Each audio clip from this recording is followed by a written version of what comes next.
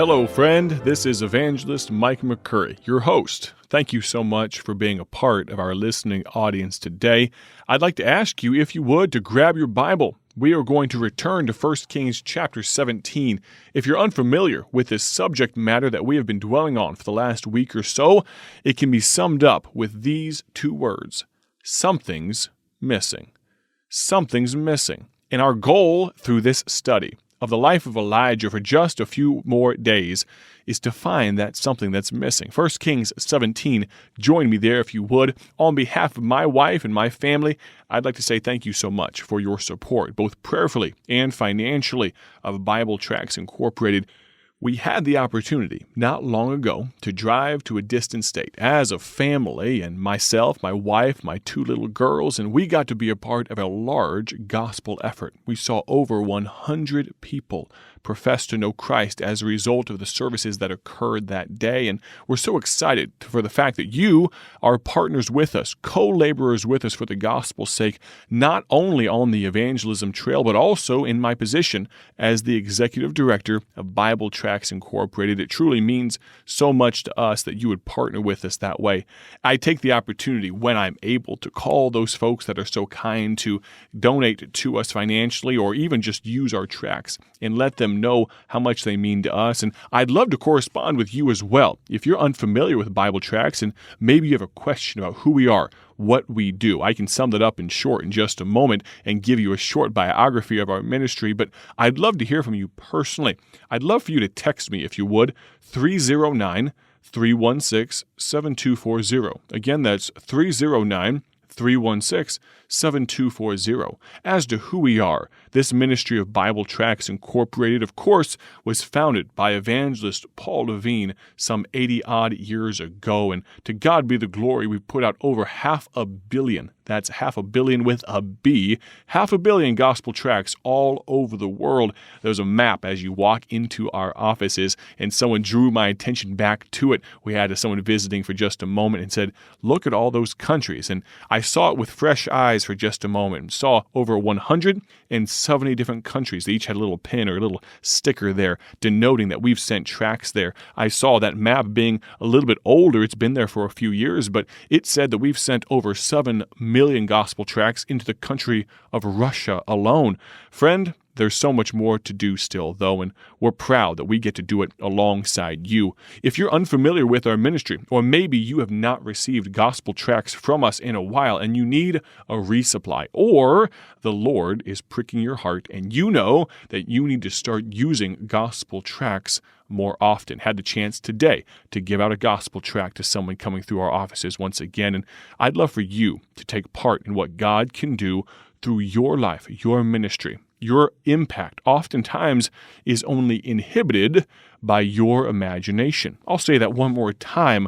Your impact, not your friends, not your mother, not your father, not your son, not your daughters. No, friend, your impact is only inhibited by your imagination. So let me ask you to do this. Visit our website, BibleTractsInc.org. See, friend, you're without excuse because we are giving away our gospel tracts completely free. BibleTractsInc.org. We don't even charge for this shipping. If you have more questions or you'd like to correspond with me directly, please feel free. I will answer you, 309-316-7240. In the meanwhile, though, turn to the book of 1 Kings chapter 17. Of course, we have been conversing about this man named Elijah. 1 Kings 17 is our very first introduction to this amazing, godly man. And I'm excited to continue. And Lord willing, tomorrow we will conclude our study. But today, as a bridge to the last study, I'd like to bring to your attention 1 Kings 17. And let's look at verse number 17 for just a moment. And it came to pass after these things. Now, what things are we talking about? Very quickly, by way of review, Elijah went into Ahab, the wicked king's throne room, and told him there would be a drought in the land. From there, God led Elijah to the brook Cherith, where he was literally fed by ravens. And once that brook dried up due to the drought that was upon the land, God then led him to the widow of Zarephath, who was on the brink of starvation. She and her son were about to die of hunger because they had one last meal left, and God allowed Elijah to come to the rescue at just the right moment, and they spent time together, this man and the widow of Zarephath and her son, and Elijah lived up in a loft there in her home for a time during this famine, this drought on the land. And then we find ourselves in verse 17. I just gave you the short Reader's Digest version, and it came to pass after these things that the son of the woman, the mistress of the house, fell sick, and his sickness was so sore that there was no breath left in him. And she said unto Elijah, What have I to do with thee, O thou man of God? Art thou come unto me to call my sin to remembrance and to slay my son? Well, obviously, this is the result of a grief-stricken lady, somewhat losing her bearings, not sure which end is up. She seems to have lost everything that she ever lived for. Really, that was all encapsulated by her son, and her son is now dead. Verse number 19, he said unto her, Give me thy son. And I'll give you the Cliff Note version here. Elijah raised this woman's son from the dead. Verse number 22, and the Lord heard the voice of Elijah, and the soul of the child came into him again, and he revived.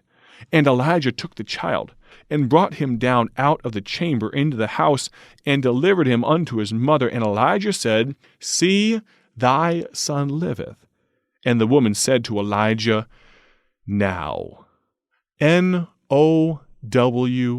now by this, I know that thou art a man of God, and that what? The word of the Lord in thy mouth is truth. Now, by way of practical application, I made mention of yesterday that word now. You see, friend, it was not before that the woman realized that the word of the Lord in his mouth was truth, but it was now. And here's what I'd like to draw out of this fact. Social good, giving people a ham sandwich or working in a soup kitchen or being a part of their lives in that way is nothing to be ashamed of by any stretch of the imagination. Those are excellent things to do. But can I tell you, if you do those things without an attachment and a greater purpose of a spiritual good being done, then in eternity's view, you could make the case that what has been done is worth less. Now, I don't mean to say that it's worth nothing, but it's worth less than it could be. Friend, we have an opportunity to impact a lost and dying world for the gospel's sake. But oftentimes all we do, figuratively speaking, is fill people's bellies like Elijah did in verses 8 through 16. Was the woman appreciative and thankful for the fact that she and her son were kept alive by the work of that miracle, the barrel of meal that wasted not, and the cruse of oil that did not fail? Oh, absolutely, and she should have been. But it did not have the impact. It did not really impress upon her the seriousness, the truthfulness, the sincerity of reality until her son was brought back to life. Let me illustrate this. We could turn back to the book of Exodus 7, 8, 9, somewhere in there, and find the account of Moses pronouncing plagues upon the people of Egypt. Do you recall that? There were how many plagues in all? There were 10 of them. You got that right. 10 plagues. The very first one was what? Turning the river red as unto blood, right? He turned every water source to blood. Well, that's a pretty awe-inspiring miracle. That's what Moses did, right in front of the eyes of Pharaoh. But what happened immediately after that?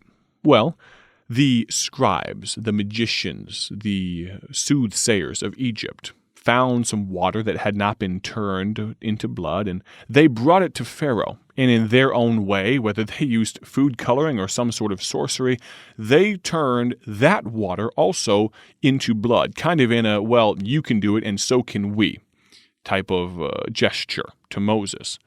And therefore, Pharaoh kind of looked down on the miracle, even though that was a very awe-inspiring, a very massive miracle, I guess you could say, to turn an entire river red as unto blood. What happened next? Well, when Pharaoh hardened his heart, God saw fit, through the power of himself and through his vessel, Moses, saw fit to release frogs upon the entire land of Egypt. Now, this has always befuddled me. But as these frogs are bounding around, jumping around, the magicians of Egypt feel the need to prove that they can do the same, and they somehow procure frogs by some magic or sleight of hand. They do the exact same thing. Now, the first question that kind of confuses me is this: why did they feel the need to produce more frogs? I would think thousands upon thousands of frogs would be enough, but they decided they wanted to show their mettle. They wanted to show their ability and their power, and so they not only could produce red water or blood, but they could also produce frogs. Well, that seems somewhat impressive, and I don't even say that sarcastically. The fact that these magicians could produce frogs on demand, that gives me a little bit of pause. That's interesting. And Pharaoh was impressed himself enough to harden his heart one more time and not release the children of Israel. But here's where it gets interesting. You see, after the 3rd, 4th, 5th, 6th, 7th, 8th, 9th plague, and then we get to the 10th plague, something interesting happens. God sends the angel of death upon the people of Egypt. And you recall, the Passover lamb, the blood had to be spilt and then spread upon the doorposts of the house. And the death angel would pass over those homes for whom a sacrifice had been made. The Egyptians did not do so, and therefore the firstborn sons died. What's very interesting to me is this: it was crickets from the magicians of Egypt. They could not duplicate that miracle. They could not duplicate that circumstance.